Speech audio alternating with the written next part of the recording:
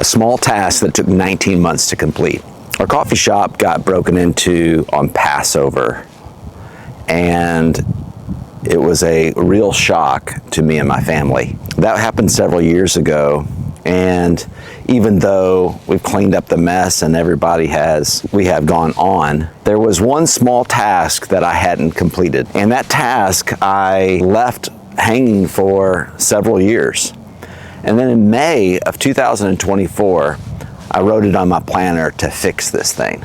Well, today we're looking at 19 months later, and I just completed this small task. Why am I bringing this up? Because I realized that for 19 months, I had sat there with this small task that was taking more bandwidth than it really needed to. And really it was part of a bigger problem. And that bigger problem was my lack of focus.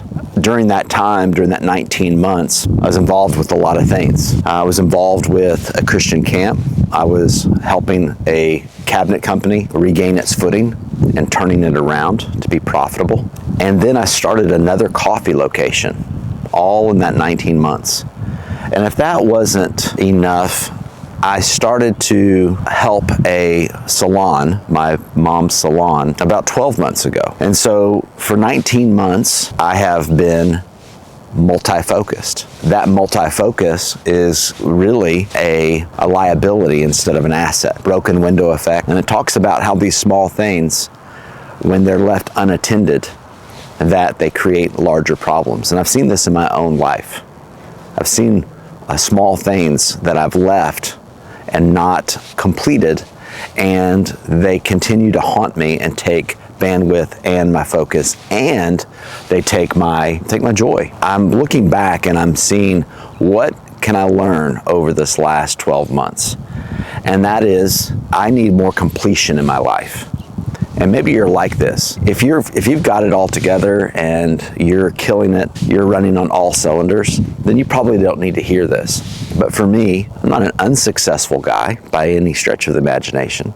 I've got a great family, I've got a great business, I've got great friends. But there's still something in my life that I have to beat, something that needs to mature. I need to mature and become a man in a way of completing those things that I've left undone. This 19 months, I really want to compress down into a month.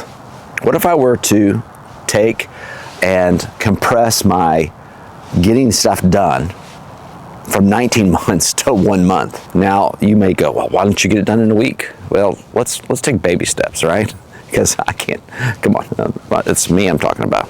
I know myself. That would just burn me out. I've tried that before. But what can I sustain? What kind of cadence can I sustain that will get the things done and then also make sure I'm on my goals for the future? What I've learned is that these small tasks that are uncompleted quietly drain us of our energy. They stack up, and we turn around months from now, weeks from now, and we have all these things that are left undone. It's clutter that hasn't been put away, tools that haven't been put away. If you know me, this is something you know I struggle with. And I want to change that. I want to change my behavior. I want to change my mindset and see that these small tasks that are incomplete, that I do not finish, that these small tasks, they drain me. The window wasn't urgent. That's the thing. The window wasn't urgent, but it was still there. It was quietly sitting there, unattended, covered with plywood. And every time we would roast in this roasting shed where the window was broken, it would be a reminder to me, gosh, I've got to get that done. Because here's the reality. You could just change the pane that's broken in that window. And so it was a Pella window, and I contacted Pella. And this is not against Pella, but it was just very difficult to get a replacement part for one pane. They're a big business. They're not going to do all of this other stuff. And so I finally broke down and said, how much would a new window cost? A new window cost me about $170. $170. But what it gave me in return was a task that was completed, natural light that started to come into my roasting shed, and getting rid of an eyesore. I was embarrassed to have people in. They'd say, oh, someone broke in. And then I'd have to say, oh yeah, they broke in, but that was years ago. These uncompleted tasks are a reflection of a deeper issue. They are a reflection of lack of focus, not a lack of purpose, but a lack of focus. And it sits there and drains you in such a way where you can't be like a laser or a bullet. You have to be scattershot. And this is not how you get things done. Your efforts are not as effective because they're diluted, because you have other things in the background, running in the background. You can't run freely because you are burdened with all these other things. What it also reminded me is that I was plenty busy these last 19 months. But busyness is not the same as progress. Busyness is not the same as effectiveness. Instead of progressing, I was looking at my list over and over and over again. Sure, I got a lot done, but I didn't prioritize these main things that would drag me down. It fragmented my thinking. It fragmented my effort. It took the things that I wanted to accomplish and it put it on the back burner because I was so overwhelmed with all the small little tasks that needed to be completed. My list continued to grow. Every day something's added to it, and the same is with you. It's not that we don't have enough to do or that we're lazy. It's that we're fragmented in our thinking, fragmented in our focus. I want to make a change. And instead of being fragmented, I want to make a change. I want to be able to look at something and prioritize that and say, you know, Brandon, that's really important. Are you going to get that done? Are you going to get that done now? Or are you going to wait for the next year? How long is it going to take you? And this time horizon from starting to completion needs to change. It needs to be compressed. Compressed so that I'm not looking at it all the time. Our minds continue to run on autopilot in the background of the things that are not complete. I'm speaking to me, I'm preaching to the choir. Why can't I just focus? Maybe you're like this. Maybe you've seen yourself like this. I'm determined to win and overcome this. What I realized is that focus and priorities are not feelings, but they're decisions. I picked up a Post-it note on my desk and it read, "Does your word mean anything?" Now at first this is, does your reputation, does your word, your word is your bond. Does this mean anything? And really why I wrote that is to remind myself, does my word mean anything to myself? Do I say something that I'm going to do and then do I fulfill it? This video right here is a decision that I'm making and that I'm not feeling. I'm talking to you out of doing what I said I was going to do for myself. Today's the day I was supposed to make this video. In the past, all those excuses came up. Well, you're not ready.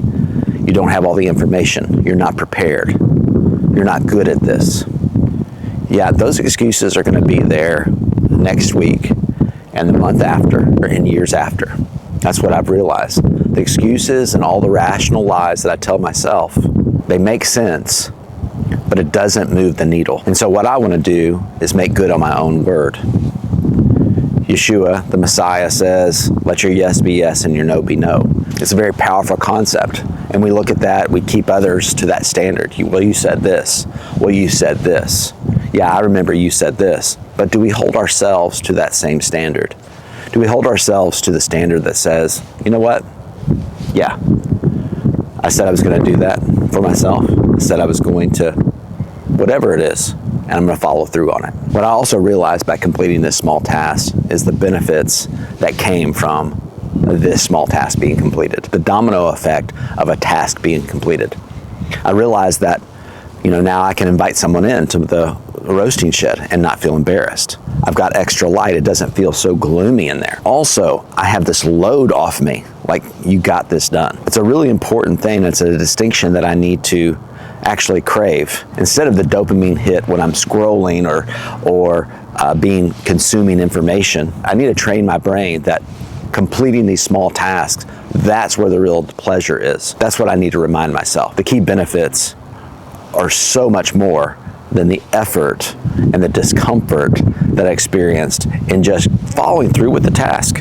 I'm amazed. I'm amazed that it took me so long to finish this. I look at the other tasks on my list. I need to own those tasks and complete them. What I'm really noticing this year, what I'm really starting to understand is that the biggest breakthroughs for me right now in this time of my life may not be bigger goals. I've got huge goals. I've got breakthrough goals. It may not be adding to that goal list, but the biggest breakthrough might just be those small things, those small tasks that need to be completed that I've been leaving all year. This is one of the things I've learned this year. It's small, but it has big payoff. So that's me this year, and I'm committed to making the small task go away. Maybe you can incorporate that into your own life. If you can, fantastic, let me know. It's great talking to you, and I'll see you again soon.